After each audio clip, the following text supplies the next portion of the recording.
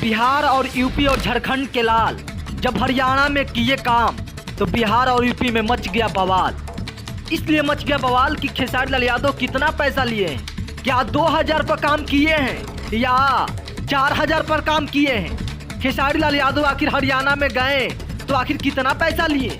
खेसारी लाल यादव 0 पैसा पर काम करते हैं। ऐसे तमाम तरह के जवाब और तमाम तरह का वीडियो खेसारी लाल यादव जी से जलने वाले लोग बना रहे हैं। उनसे मैं बता देना चाहता हूं कि खेसारी लाल यादव एक गाना के लिए भोजपुरी में 4.5 लाख से 5 लाख रुपया लेते हैं सिर्फ लोकल और न्यूज चैनल से।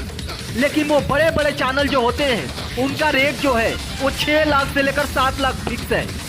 वहीं भोजपुरी में तमाम वो कलाकार हैं जो 2 लाख और 3 लाख में काम करते हैं। वहाँ बहुत कम ही दिन के अंदर में खेसारी लाल यादव सबसे नंबर 1 सुपर स्टार बन चुके हैं।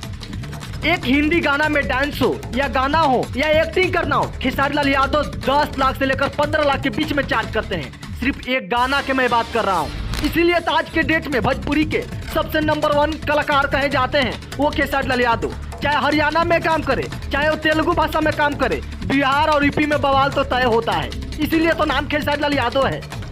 और कमेंट में अपना राय जरूर रखिएगा कि सपना चौधरी के साथ काम करना गलत है क्या हरियाणा में जाकर काम। इस वीडियो के शेयर करके चैनल को सब्सक्राइब कर बेल आइकन दबाकर कमेंट में राय रख दीजिएगा और वीडियो शेयर करके बता दीजिए खेसारी लाल यादव किसी से कम नहीं है।